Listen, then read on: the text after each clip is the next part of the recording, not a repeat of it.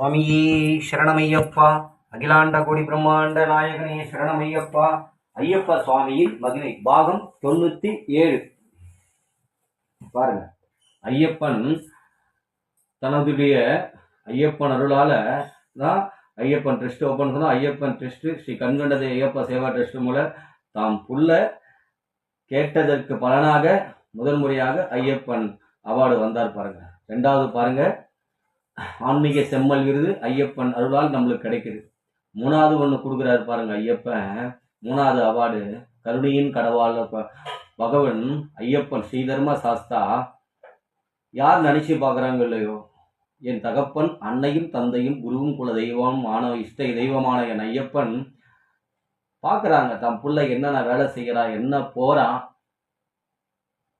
காலைல 3 மணிக்கு ஏஞ்சிக்கிறான், அதுக்கப்புறம் 2:30 மணிக்கு வீட்டுக்கு வரான், சாப்பிட்றான், சாப்பிட்டுட்டு மறுபடியும் சாப்பாடு இது பண்ண சாப்பாடு எடுத்து அங்கங்கே கொடுக்க போகிறான், வரான்.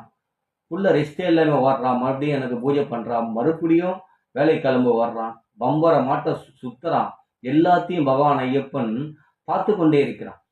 தான் புள்ள என்னென்ன வேலை செய்கிறான், என்னென்ன போகிறான் அப்படின்னு பகவான் பார்த்து கொண்டே இருக்கிறான். அப்பொழுது பகவான் ஐயப்பன் ஒரு விருது கொடுக்கிறார் பாருங்க. உழைப்பால் உயர்ந்தவன். பகவான் ஐயப்பன் எப்படி கொடுறாப்பா, உழைப்பால் உயர்ந்தவன் விருது ஸ்ரீ கண்கண்டதையும் ஐயப்பா சேவா ட்ரஸ்டுக்கு கொடுக்கிறாங்க. என்ன ஒரு ஐயப்பனுடைய கருணை பார்த்தீங்களாங்க. உழைப்பால் உயர்ந்தவன். என்னங்க, நான் எதுவும் படிக்கலைங்க, நான் படிச்சதெல்லாம் நைட்டு தாங்க. நான் படிச்சதெல்லாம் ஐயப்பனோட சரணத்தை மட்டும்தாங்க. அந்த நான் படித்த அந்த சரண மொழி, அந்த சரணம் எங்க கொண்டு வந்து நிறுத்திடுது பாருங்க. மூணாவது அவார்டாக உழைப்பால் உயர்ந்தவர் அவார்டு. என்னங்க சொல்றது என் ஐயப்பனை, அந்த கருணையின் வடிவான கடவுள். அதே மாதிரி பாருங்க, எனக்கு கல்யாணம் கூட பகவான் ஐயப்பன் அந்த மே தினம் அந்த உழைப்பாளர் தினம் அன்னைக்கு தான் அந்த பிள்ளைக்கு வெள்ளிக்கிழமை அன்னைக்கு அந்த கல்யாணத்தை தீர்மானிக்கிறார் பகவான் ஐயப்பன்.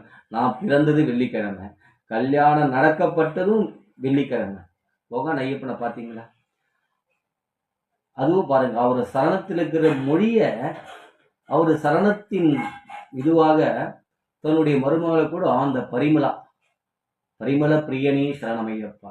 அப்படி எப்படி தன் பிள்ளையே அந்த பரிமள பிரியனாக மணிகண்டன் ஆக்கி தன் வெள்ளிக்கிழமை அன்னைக்கு மகாலட்சுமியோட நாள் அன்னைக்கு அவன் பிறந்த அன்னைக்கு அவனுக்கு கல்யாணம் பண்ணிக்கணும் பகவான் ஐயப்பன் முடிவெடுத்து அந்த உழைப்பாளர் தின அன்னைக்கு அவனை கல்யாணம் பண்ணி வைக்கிறார் பகவான் ஐயப்பன். பாருங்க, விருது கூட பாருங்க, உழைப்பால் உயர்ந்தவன் விருது பகவான் ஐயப்பன் கொடுக்குறாரு பாருங்க. அதான் சொன்னாங்க, ஐயப்பனை தொட்டவன் என்றும் கெட்டதாக சரித்திரம் இல்லை. ஐயப்பன் நினைத்து எவன் ஒருவன் பூஜை செய்கிறானோ, என்னென்ன காரியங்கள் செய்கிறானோ அனைத்தும் அவன் வெற்றியே.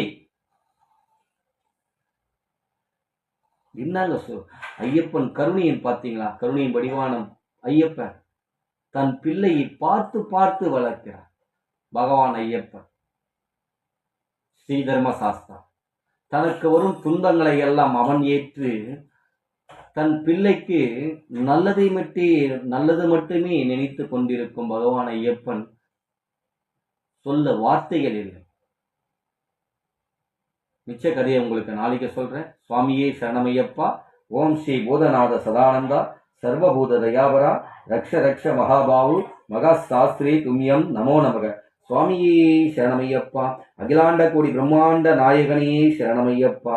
குருவே துணை, குருவே துணை, என் ஐயப்பனே துணை. சுவாமியே சரணமையப்பா. சுவாமியே சரணமையப்பா. சுவாமியே சரணமையப்பா. சுவாமியே சரணமையப்பா. சுவாமியே சரணமையப்பா. சுவாமியே சரணமையப்பா.